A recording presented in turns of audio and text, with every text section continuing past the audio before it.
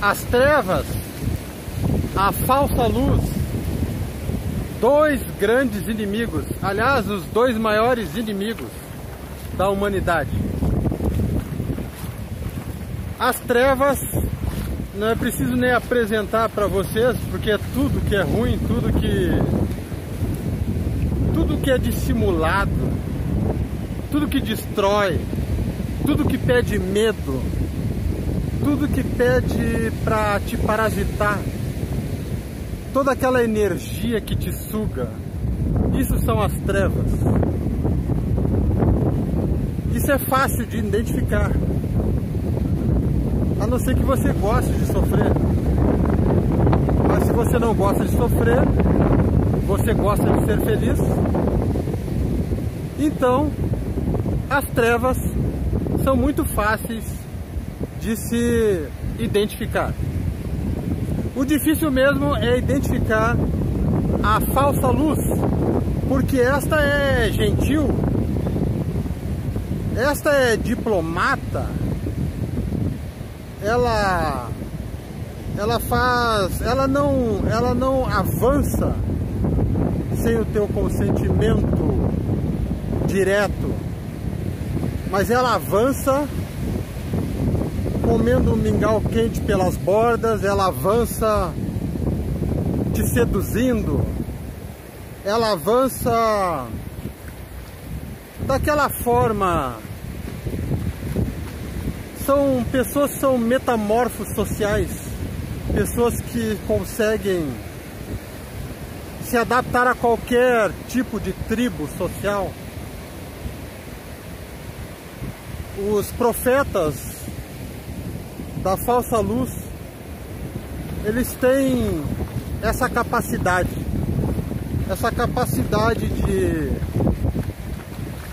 de te cercear, mas usando uma fantasia sedutora. E nós temos três coisas para falar da falsa luz. Tem coisas que me preocupam. Eles utilizam a semiótica, a semiótica é o símbolo, a simbologia. Toda a energia da Terra, toda a energia das pessoas, ela é simplificada pela energia, pela semiótica, né? Pelo símbolo que representa toda a energia do universo. Tá? Então, as egrégoras, que são os campos de forças astrais e que acabam se ligando ao mundo físico, o mundo físico se ligando a elas, elas atraem também o mundo etérico. Ou seja, as egrégoras são todas aquelas pessoas que se reúnem em torno de um significado. E esse significado tem uma simbologia. A simbologia é a tal da semiótica. Então tem três coisas que me preocupam muito. A semiótica da falsa luz, ela é muito complexa e ela é muito numerosa também. Mas eu vou citar três coisas. Uma delas é o Cristo crucificado, tá? Numa egrégora que começou no século IV, uma egrégora de pseudos cristãos, Constantino, pseudo-cristão, que fundou a seita Niceno, o Concílio de Niceia no século IV, seus 300 bispos. Olha, do século IV para cá já são vários séculos de programação mental. O símbolo principal do cristianismo, dessa egrégora, pseudo-egrégora, Niceno Constantino, é o Cristo crucificado.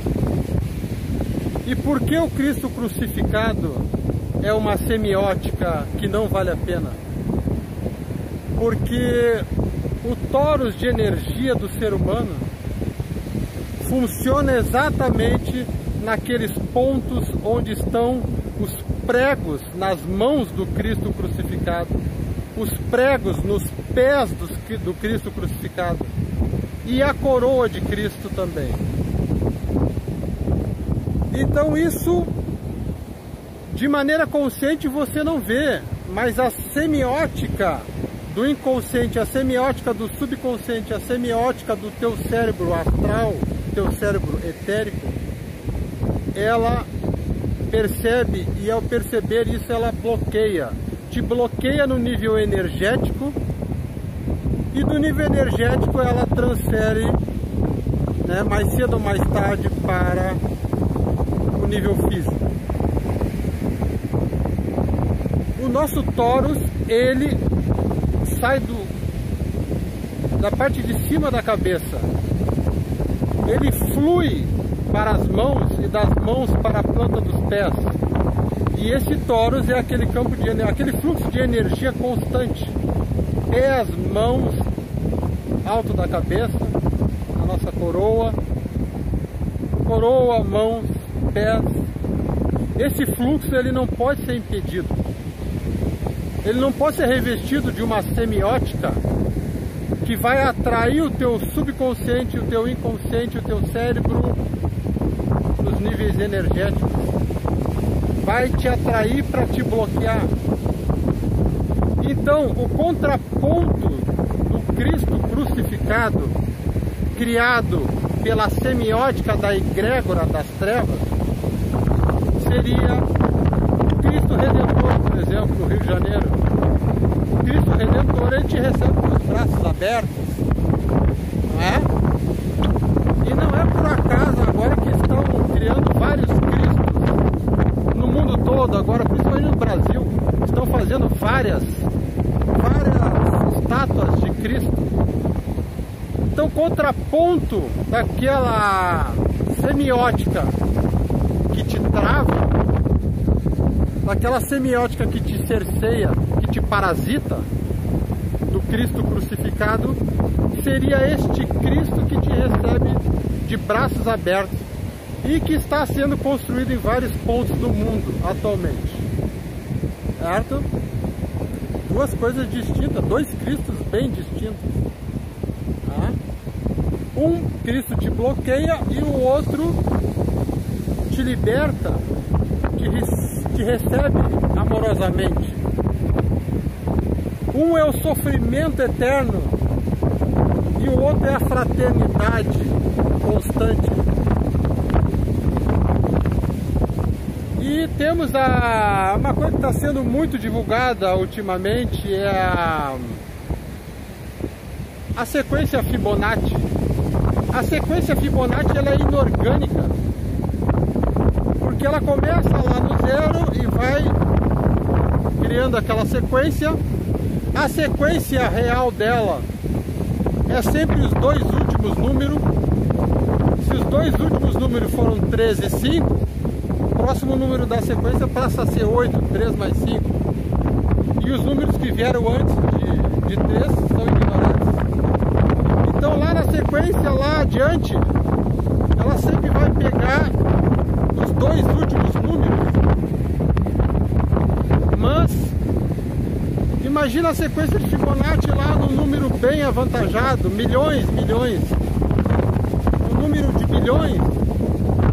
Ela pega somente os dois últimos números e os outros milhares de números atrás dela ela ignora, porque ela não é ligada à fonte, ela é a sequência inorgânica.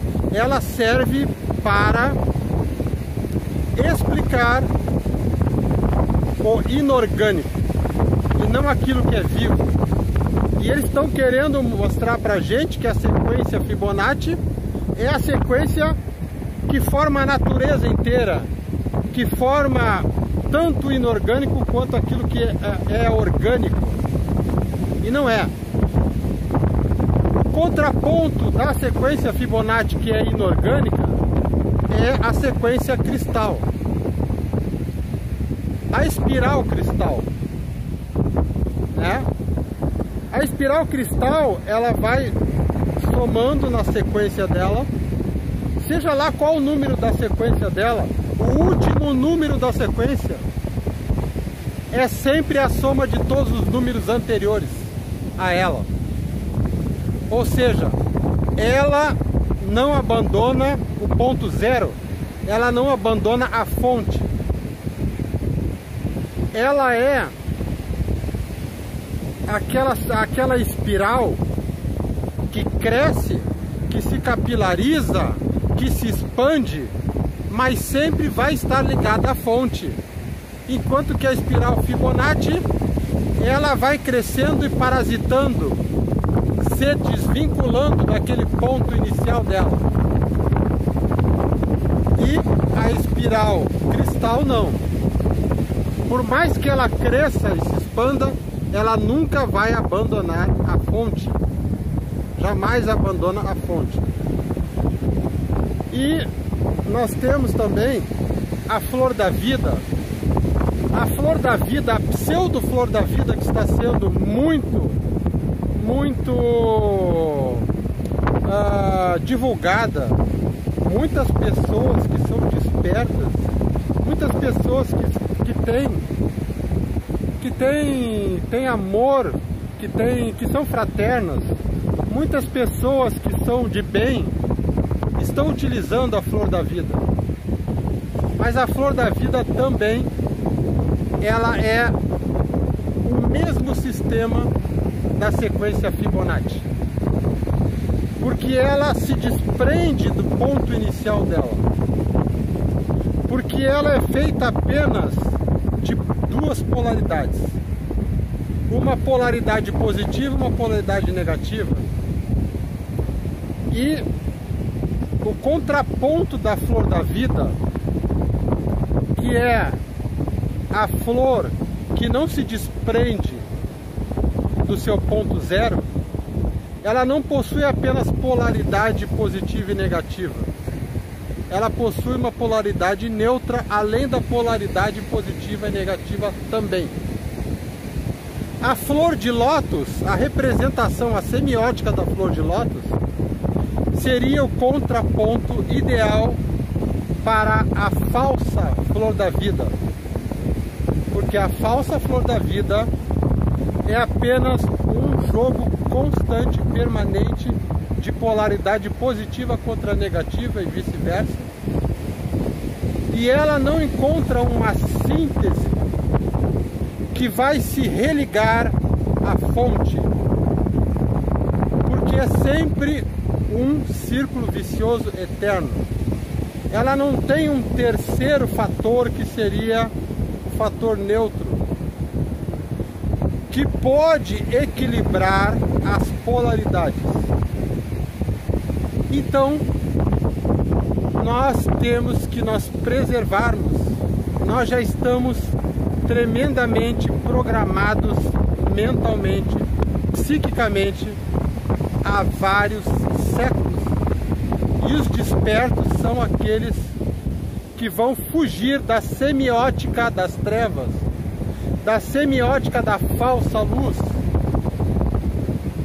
Desperte para a verdadeira semiótica, a verdadeira simbologia, os verdadeiros fatores que estão ligados à fonte, os verdadeiros fatores que vão te religar à fonte. Saudações do seu co-viajor.